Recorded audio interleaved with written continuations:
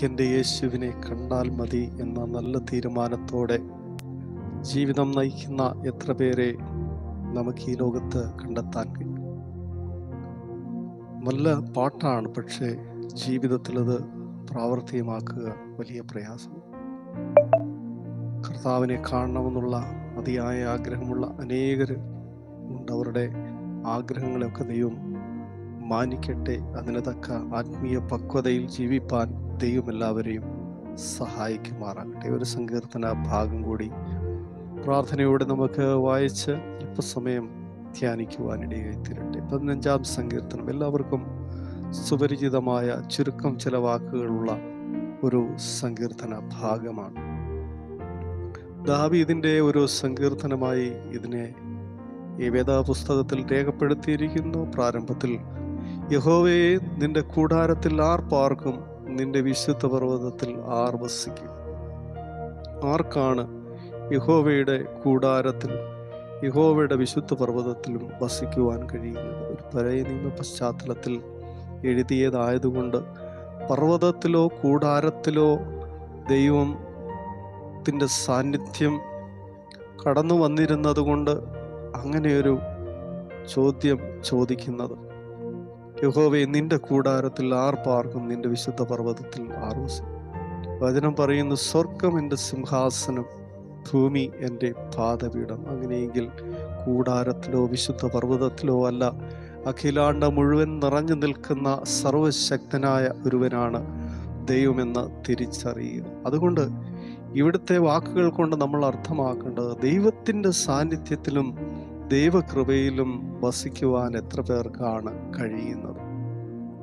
പലർക്കും അത് കഴിയാതെ പോകുന്നതിൻ്റെ കാരണം പലതാണ്. അതിൽ ചിലത് ഇവിടെ രേഖപ്പെടുത്തിയിട്ടുണ്ട്.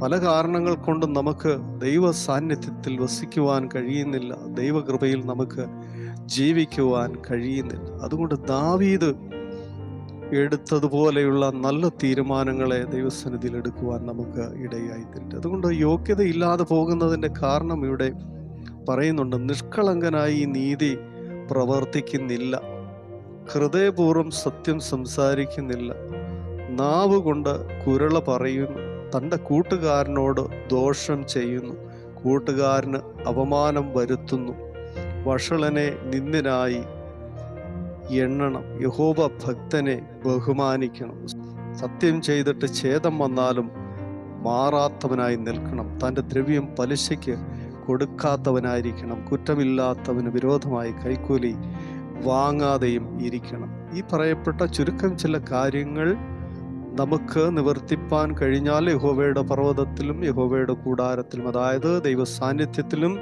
ദൈവകൃപയിലും നമുക്ക് ജീവിക്കുവാൻ കഴിയും. പലപ്പോഴും അതിന് മനുഷ്യർക്ക് കഴിയാതെ പോകുന്നത് കൊണ്ട് ആ ദൈവ സാന്നിധ്യത്തിലേക്ക് അടുത്തു വരുവാൻ കഴിയുന്നില്ല. മോശ ദൈവ സാന്നിധ്യത്തിലേക്ക് അടുത്തു വന്നപ്പോൾ ദൈവം പറഞ്ഞ വാക്യപ്രകാരമാണ്, മോശേ, നീ നിൽക്കുന്ന സ്ഥലം വിശുദ്ധമാകയാൽ നിന്റെ കാലിലെ ചെരുപ്പ് നീ ഊരി കളക എന്ന് പറഞ്ഞു.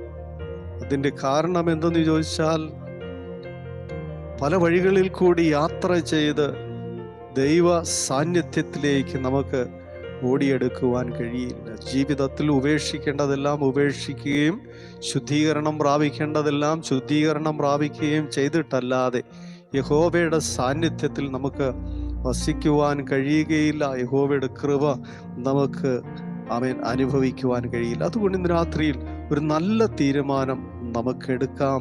ഇവിടെ പറഞ്ഞതായ വാക്യത്തിൻ പ്രകാരം നമുക്ക് നിഷ്കളങ്കനായി നടക്കാം, ഹൃദയപൂർവ്വം സത്യം സംസാരിക്കാം, നാവ് കൊണ്ട് കുരള പറയാതിരിക്കാം, തൻ്റെ കൂട്ടുകാരന് ദോഷം ചെയ്യാതിരിക്കാം, കൂട്ടുകാരന് അപമാനം വരുത്താതിരിക്കാം, വഷളനെ നിന്ദ്യനായി നമുക്കെണ്ണാം, യഹോവ ഭക്തനെ നമുക്ക് ബഹുമാനിക്കാം, സത്യം ചെയ്തിട്ടും ഛേദം വന്നാലും മാറാത്തവനായി നമുക്ക് നിൽക്കാം, ദ്രവ്യം പലിശയ്ക്ക് കൊടുക്കാതെ ഇരിക്കാം, കുറ്റമില്ലാത്തവന് വിരോധമായി കൈക്കൂലി വാങ്ങാതെയും ഇരിക്കാം. ഇങ്ങനെ ചെയ്യുന്നവൻ യഹോവയുടെ കൂടാരത്തിൽ പാർക്കും, അവൻ്റെ വിശുദ്ധ പർവ്വതത്തിൽ വസിക്കും, അവൻ ഒരു നാളും കുലുങ്ങിപ്പോകയില്ല.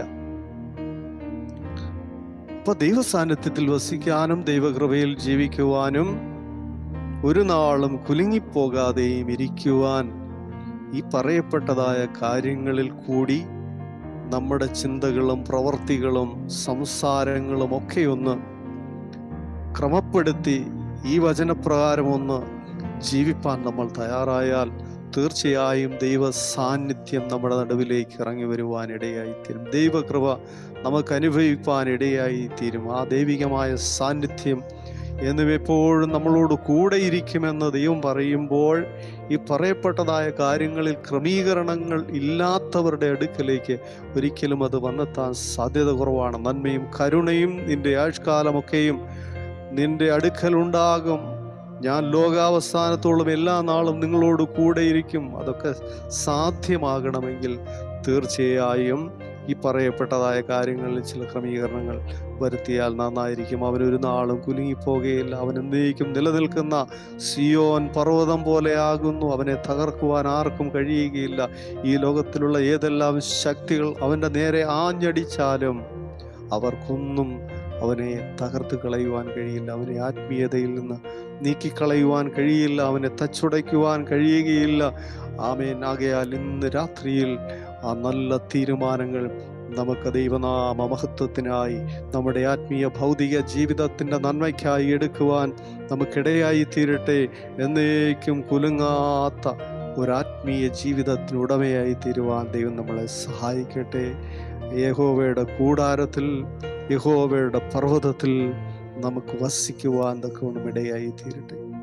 നമുക്കൊരു നിമിഷം കണ്ണുകളടയ്ക്കാം. സ്നേഹവാനായ സ്വർഗീയ പിതാവേ, നല്ല ദൈവമേ, കേട്ട വചനം ഞങ്ങളുടെ ജീവിതത്തിൽ അനുഗ്രഹമാക്കി തീർക്കണം. തിരുകൃപ ഞങ്ങളോട് കൂടെ ഇരിക്കണം. ജയോത്സവമായി ഞങ്ങളെ നടത്തണം. കുലുങ്ങാതെ നിൽക്കുവാൻ, ആത്മീയ ജീവിതത്തിൽ പോരാടുവാൻ, ഞങ്ങൾക്കെതിരായി വരുന്ന എല്ലാ ദുഷ്ടന്റെ തീയമ്പുകളെയും കെടുത്തുവാൻ കഴിയുന്ന ദൈവശക്തിയുടെ വ്യാപാരം ഞങ്ങളുടെ ജീവിതത്തിൽ വെളിപ്പെടുത്തണം. അവിടുത്തെ സാന്നിധ്യത്തിലും അവിടുത്തെ കൃപയിലും ഞങ്ങൾക്ക് ജീവിപ്പാൻ അങ്ങ് സഹായിക്കണം.